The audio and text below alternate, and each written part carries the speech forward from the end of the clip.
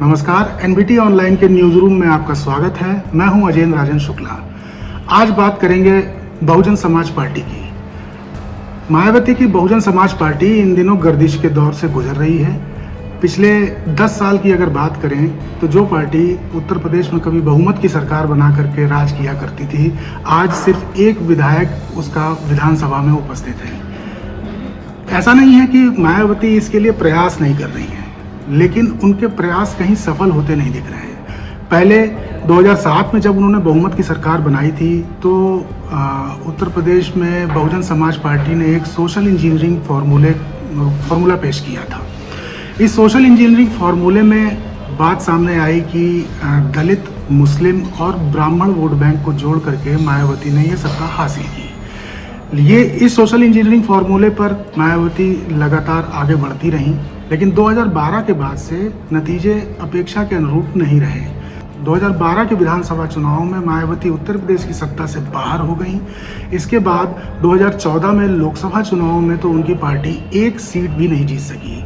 हालांकि 2017 में मायावती की पार्टी ने वापसी की, लेकिन वो सिर्फ 27 सीटों पर ही सिमट गई। इसके बाद चीज़ें और बदली। 2019 में उन्होंने समाजवादी पार्टी के साथ गठबंधन किया, लेकिन इस गठबंधन का लाभ भी उनको ज़्यादा नहीं मिला। हालांकि समाजवादी पार्टी से ज़्यादा लोकसभा सीटें वो जीतने में सफल जरूर रही, लेकिन ये संख्या सिर्फ 10 की रही। आपको बता दें, उत्तर प्रदेश में 80 लोकसभा सीटें हैं।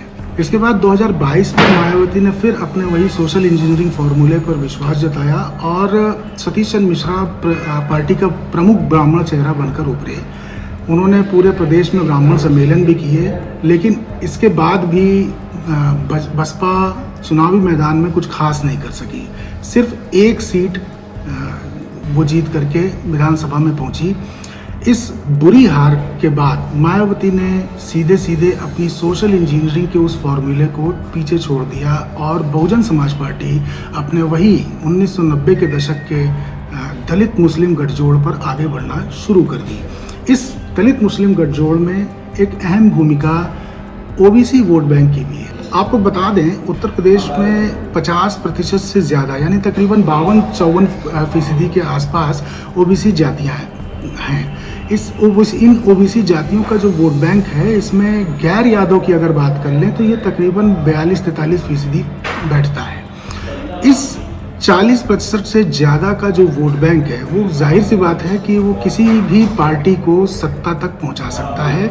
और यही कारण है कि चाहे वो भारतीय जनता पार्टी हो, बहुजन समाज पार्टी हो या समाजवादी पार्टी हो या कोई अन्य दल, ये सभी पार्टियों का लक्ष्य इन गैर यादव ओबीसी जातियों पर रहता है।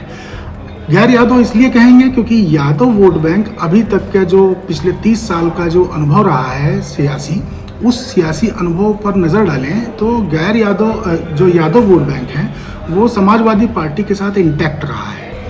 उसको चाहे वो भाजपा हो, बसपा हो या कांग्रेस हो या कोई भी अन्य पार्टी हो, वो तोड़ने में सफल नहीं हो पाई है। तो अब पार्टियों ने टारगेट करना शुरू कर दिया है गैर यादव जातियों, ओबीसी जातियों पर। तो मायावती का भी यही लक्ष्य है। हालांकि अगर बसपा का इतिहास देखें तो राजभर समाज बसपा का वोट बैंक रहा है। और ओम प्रकाश राजभर जो सुभाष सपा के प्रमुख हैं और इस वक्त राजभर समाज का बड़ा चेहरा बन चुके हैं, इन्होंने भी बसपा से ही शुरुआत की थी। लेकिन धीरे धीरे समय के साथ जो है ओम प्रकाश राजभर की राहें अलग हो गई और बसपा कहीं पिछड़ती नजर आई। आज की डेट की अगर बात कर लें तो इसी विधानसभा चुनाव में ओम प्रकाश राजभर की जो पार्टी थी, उसने समाजवादी पार्टी के साथ गठबंधन किया और उसका सीधा मुकाबला भारतीय जनता पार्टी से था।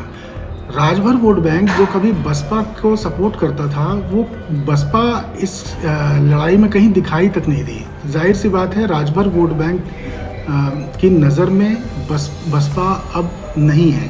बसपा की बजाय उसने चाहे वो सुभाष सपा की तरफ ध्यान केंद्रित कर लिया है या फिर भाजपा की तरफ। भाजपा ने भी नई पौध तैयार कर रखी है। उत्तर प्रदेश की सियासत पर जो पैनी नज़र रखते हैं, वो उन राजनीतिक विश्लेषकों का ये कहना है कि जो मायावती ने अभी जो विश्वनाथ पाल का चयन किया है, ये चयन उसी राजभर वोट बैंक से हटकर एक नई रणनीति की तरफ इशारा करता है।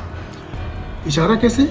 दरअसल पाल वोट बैंक जो है वो उत्तर प्रदेश के पश्चिम उत्तर प्रदेश में ब्रज क्षेत्र है, बुंदेलखंड है और अवध के कई जिले हैं। यहाँ पर अच्छा वोट बैंक है और कई सीटों पर, विधानसभा हो चाहे लोकसभा हो, कई सीटों पर ये जीत हार का कारण भी बन सकता है। बसपा ने विश्वनाथ पाल का चयन कर अब ये जताने की कोशिश की है कि कहीं ना कहीं उसके लिए अब लक्ष्य पाल वोट बैंक है और पाल वोट बैंक के सहारे वो गैर यादव ओबीसी जातियों को जोड़ने की कवायद करेगी। अब इस बार के अगर विधानसभा चुनाव की बात कर लें तो इस बार के विधानसभा चुनाव में मऊ सीट पे ही देख लीजिए, जहाँ पे मुख्तार अंसारी का बेटा अब्बास अंसारी सुबह सपा से के टिकट पर मैदान में खड़ा था। बसपा की तरफ से भीम राजभर प्रत्याशी थे। भीम राजभर इस चुनाव में तीसरे नंबर पर आए और सुबह सपा ने ये सीट हासिल कर ली। दूसरे नंबर पर भारतीय जनता पार्टी थी। तो जाहिर सी बात है राजभर वोट बैंक के लिए कहीं ना कहीं बसपा से मोहभंग हो चुका है और मायावती भी इस बात को अच्छे से समझती हैं। अब मायावती विश्वनाथ पाल के माध्यम से पाल वोट बैंक को कितना जोड़ पाती हैं, गैर यादव ओबीसी जातियों को कितना जोड़ पाती हैं, ये तो भविष्य ही बताएगा। लेकिन फिलहाल आज की डेट में मायावती और उनकी बहुजन समाज पार्टी मुश्किलों के दौर से गुजर रही है। 2024 के लोकसभा चुनाव से पहले मायावती के लिए एक कठिन परीक्षा की घड़ी है नगर निकाय चुनाव।